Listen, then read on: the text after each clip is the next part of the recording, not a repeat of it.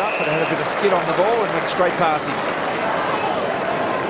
There's a good shot of the jumpers, signed by Lance Armstrong on the front, who, by the way, in his time trial last night, 10th position. There's Fisher's attempt to mark, and the great work by Broughton. Yeah, looks a bit stiff there, Fisher. Might have got a bit of arm, did Broughton, but nevertheless, gone. Definite free kick. He had hold of the jumper. Judd did well, so did Murphy. Now Carrazzo from the boundary line. Didn't want to kick it on the left. Straightens, good ball. O'Halpin probably should have marked that ball.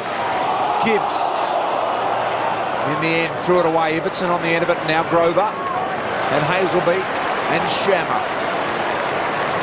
Shammer asked to run by his teammate Subin there. He does, and he wants someone to go with him. Peake, a really good, honest, hard runner. It's good play by Fremantle there. They haven't surrendered the ball. There wasn't anything up forward. Look at now the right McFarlane. option.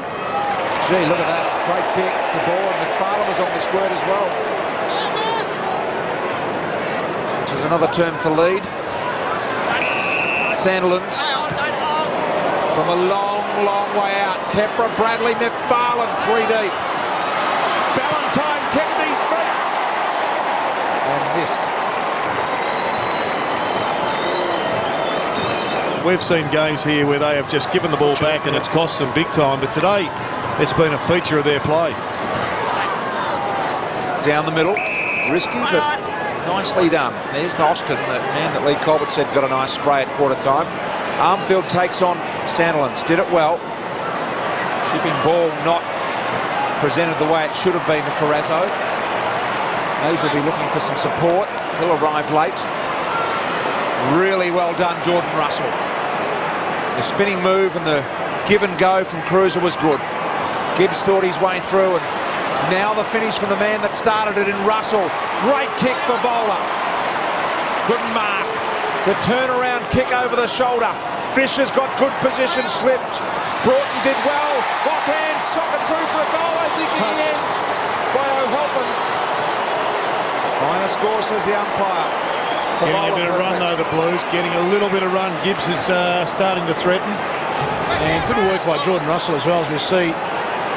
Come off Duffield's foot, I reckon, also. Good eyes, Glenn. And Fremantle. Peake. Impressive runner to another really good runner in a hill. Not great awareness that time from Mundy. Thornton, really good catch and give in the same motion. Here they go, the Blues again. A good-looking ball to Russell, who's doing a bit of damage in the last couple of minutes. Grigg got rid of it quickly, and so he should have. Houlihan could have gone for home, went wide to Fisher. Lost it in the sun, I reckon, momentarily. Kick wasn't the best. And the kick wasn't great either, you're quite right. But as a result, here's Ballantyne on the ground when he probably didn't need to be. On the counter-attack, here go the Blues. Carrazzo, O'Halpin needs to be strong on the air. Here's Eddie Banks, always dangerous. Handball over the top. Satanta needs a clean pick-up and run to the open goal. Got it.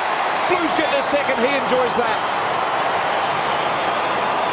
Well, Jared, they've been threatening the last couple of minutes with the inside 50s, and one bloke, Eddie Betts, he's only had a couple of possessions, but he's a guy that can ignite him. He got on the outside of this. Great work by Dodd. He had to make commitment to the contest, but he went to ground. Once he went to ground, Eddie Betts was left there alone. Could have gone on the left, but got the handball over. Good goal. Much needed for Carlton. Yeah, he did well in the finish. It was not a great handball, but it was an unselfish handball.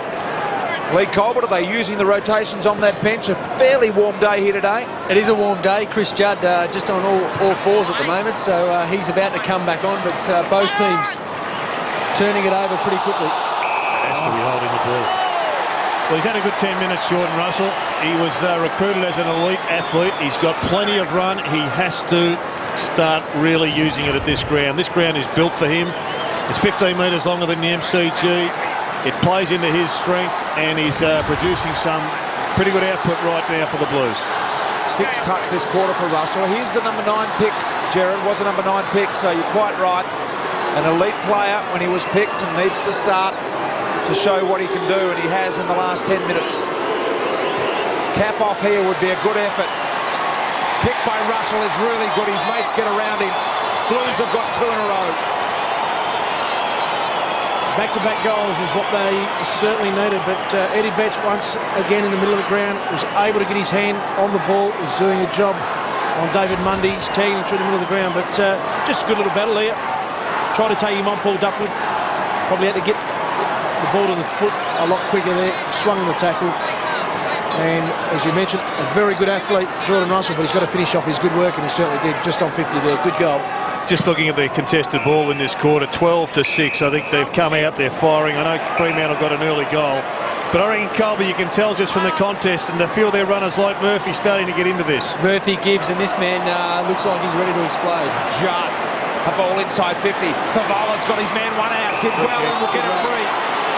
Favola's free kick. Too high, said the umpire.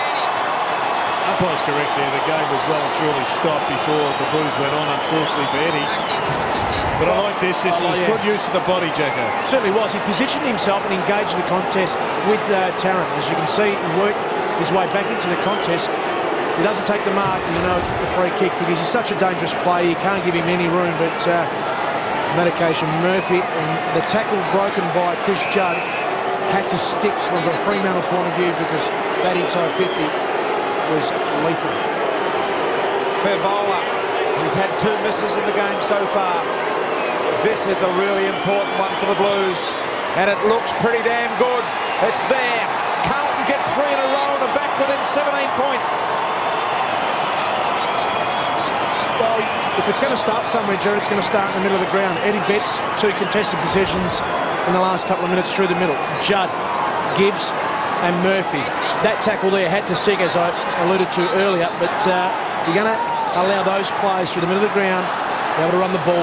Players like Eddie Betts, Favola, Santana will start to get in the game. Haul a hand, they're starting to look threatening. Out of the middle, Hampson really goes after the ground level ball after competing in the air. Just got to be careful here, BT. The Blues are on a bit of a roll, but they've pushed Headland up the ground to play loose man behind the ball. Arnfield is doing a similar job for the Blues. And I reckon Headland is probably better off being man-on-man, because Arnfield not as dangerous. Judd, as Lee Colbert said, just starting to edge his way in here. Favola to Garlett. That's it, Stephen! The fast-moving Garlett, short kick, O'Helpin. His man Grover just lurking back, trying to double-team Favola. Has to be careful, as Jared said. The loose man back, the long ball over the top of all that. Favola was there in front. Hampson getting a hand on it. So Carlton, all of a sudden threatening. See Hampson and perhaps even his opponent Clark with the knock through defensively. Move it on. Play on. Play on.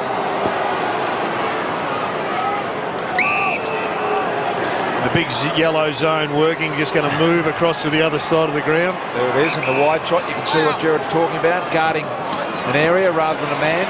Tell you what, it's an advantage for the yellow jumpers, because the 2 line jumpers and the runners look like opponents as well. Right there, that's it. They are everywhere, the runners. They look up there as dead set at 20 players on the ground for the Blues in the eyes of the Fremantle defenders. Right there, Bryce. Yours. Yes. Job wide. Broughton's a runner on the wing here. And they've got another one lurking in Hinkley. Thornton did really well to read that ball, come off his man and get a fist on Hinkley. Really good defensive work from Thornton. Shammer's kick around the corner. Ibbotson on himself a free. And won it with good courage. He knew he had to wear it. Fumbled the early ball and put his head over and won it. Not a lot of comforting leads coming from the deep boys in McFarlane, Sandylands and Bradley. There goes McFarlane! Couldn't get it.